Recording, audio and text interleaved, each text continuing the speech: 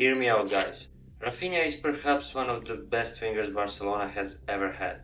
Many will say that the Brazilian who led Leeds in the 2021-2022 season did not live up to expectations in Barcelona, but what if I tell you that you are all completely wrong and that Raphinha is perhaps one of the most important players in Barcelona at the moment? But how is that possible when he is nothing comparing to all the talents Barca has in their team? In order for you to fully understand me, we have to dig deeper, so sit back, relax, and let's dive in. We start the story where else than where it all began, in Brazil. Born in Porto Alegre, Rafael Dias Beloli, better known by the nickname Raphinha, was no different from other children growing up in the favelas of Brazil. Sharing a room with whole family and begging for food are just some of the things Raphinha went through as a little boy. As a boy, Raphinha wasn't lucky enough to develop in some of the better academies in Brazil, so he took all his footballing steps in local tournaments organized by a local community for anyone who wanted to join, regardless of their talent. Those matches were played under very difficult conditions, including home fans harassing opponent team players near changing rooms before matches, gunshots, clay pitches with dust and sand, intense heat. At such matches he often received threats such as, "If you win this game we will kill you." After failed attempts to join Grêmio and Internacional, Raphinha was noticed by Xavi, who brought him into their under-20 ranks. Then something happened and it completely changed the course of his career. Copinha, the Brazilian Cup for under-20s. Raphinha shone at Copinha, and that was noticed by none other than Deco, who signed him to his agency, and in 2016 the transfer to Portugal to Vitória Guimarães was realized. He was brilliant in Vitória. He even made his European debut against Red Bull Salzburg in the UEFA Europa League. Raphinha scored 18 goals in 43 matches in all competitions, and the fact that he won Vitória Guimarães Breakthrough Player of the Year 2017 shows how good he was in Guimarães. Having seen that, Sporting brought him into their team right after his first season in Portugal. In Sporting, he scored his first goal in European competitions in a 2-0 victory against Karabakh. He spent only one season in Sporting because Rennes quickly realized what kind of a player he was by spending a record of 21 million euros to transfer Raphinha to France. Raphinha was also in Rennes for a short time, playing 28 games with 15 goal contributions. His time in Rennes can be said to have been quite successful, because despite his great statistics, he helped Rennes to finish third in the league, behind Marseille and first place PSG in the 2019-2020 season. When Raphinha joined Leeds on October 5th of 2020 for a 20 million euros, few eyebrows were raised. The Brazilian winger had just helped Rennes secure Champions League football for the first time in club history and had impressed in Portugal for Sporting and Vitória Guimarães, but nevertheless, not too many fans had been wary of the Brazilian's talent. Raphinha made his debut when he came off the bench in 1-0 defeat against Wolves, and in November he secured Leeds' first win in the Premier League ever with his first goal against Everton. Raphinha spent 2 seasons in Leeds and he was unstoppable during that period. In the 2021-2022 season, Raphinha was even Leeds' top scorer with 11 goals. However, this is not enough to understand how good Raphinha was that season.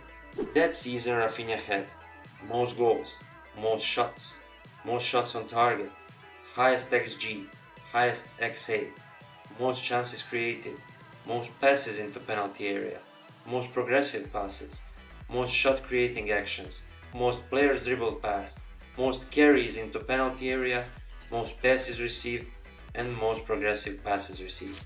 With his sublime close control, immense dribbling and speed, he has been one of the Premier League's most consistent wingers. Bielsa is famed for his high-pressing gung-ho style of football, which has fitted Raphinha like a glove, and his high energy has meant he never shirked away from the defensive side of the game, as that season he was ranked amongst the top 10 for tackles plus interceptions amongst forwards in the Premier League. Raphinha's versatility means that he can play on either wing, but also operate in the number 10 role if required. His close control, dribbling ability and agility allows him to dribble past his marker. Even though he's heavily left-footed, he's not afraid of going down the line on his right foot making him even harder to defend against. So fast forward in 2022, this was spotted by many European giants, but Barcelona was the one to buy him for 55 million euros with add-ons. Watching many shows and reading comments on social media, I got the general impression that people think that Raphinha is simply not good enough for Barcelona, and that he hasn't shown his best so far. Many even say that Barcelona should sell him while they can still make money from him, but I will prove you wrong.